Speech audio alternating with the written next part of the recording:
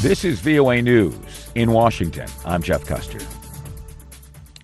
South African President Cyril Ramaphosa said Tuesday a delegation of African leaders will travel to both Ukraine and Russia as a peace mission in an attempt to end the conflict between the two nations.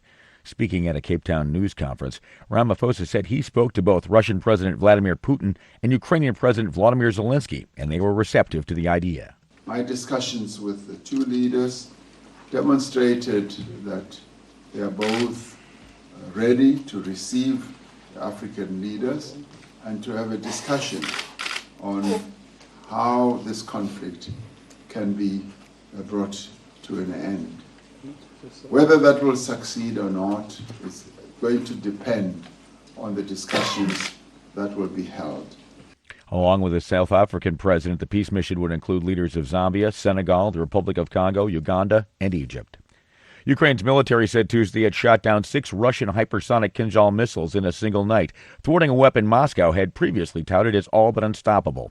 But what is a Kinzhal missile, and what could the unconfirmed report suggest about Ukraine's ability in its air defenses? Matthew Larotonda explains. If confirmed, it could mark a major demonstration of the effectiveness of its newly deployed Western air defenses against what Russia has previously described as an unstoppable superweapon called the Kinzhal missile, or Russian for dagger. But what is the Kinzhal missile? What makes it supposedly so potent? And what would their purported interception suggest? The Kinzhal is said to be able to travel at 10 times the speed of sound. Hence the label hypersonic. Russian President Vladimir Putin has frequently described the Kinzhal as proof of next-generation weapons that can take on NATO itself. That was Reuters correspondent Matthew Larotonda reporting. This is VOA News. China has sent a stern warning on Taiwan as the U.S. prepares a major arms package for the island. Associated Press correspondent Charles de Ledesma reports. A recent increase in exchanges between the US and Taiwanese militaries is an extremely wrong and dangerous move. China's Defense Ministry spokesperson Tan Gefe says in a statement and video posted online. In a reference to Taiwan's closest ally, the US, Tan continues, the People's Liberation Army continues to strengthen military training and preparations and will resolutely smash any form of Taiwanese independence secession, along with attempts at outside interference.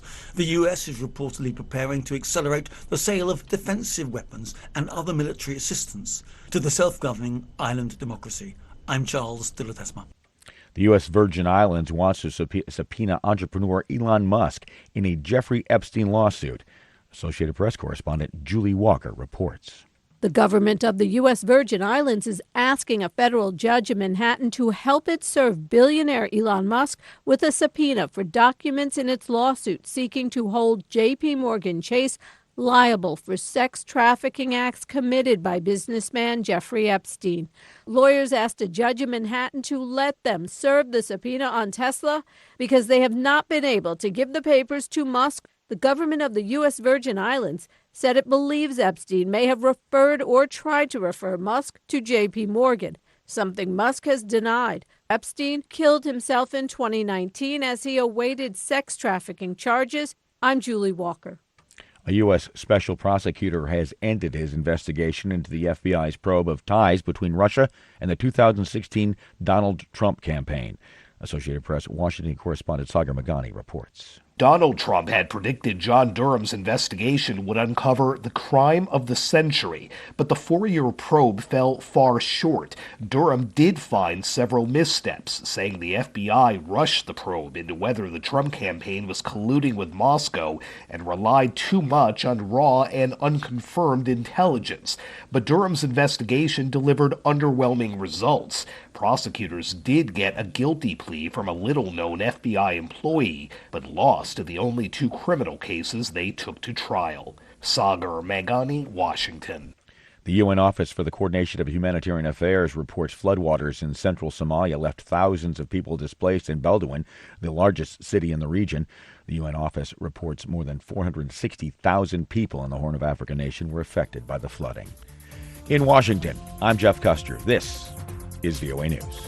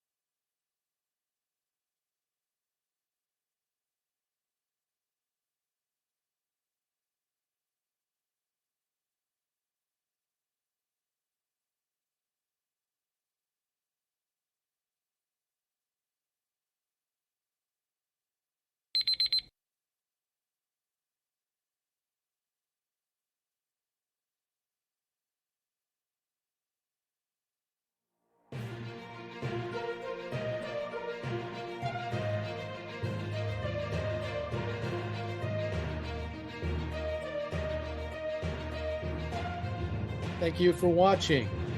Can you do me a favor? Please leave a comment in the comment section below. That would really help. Thank you, and see you again soon.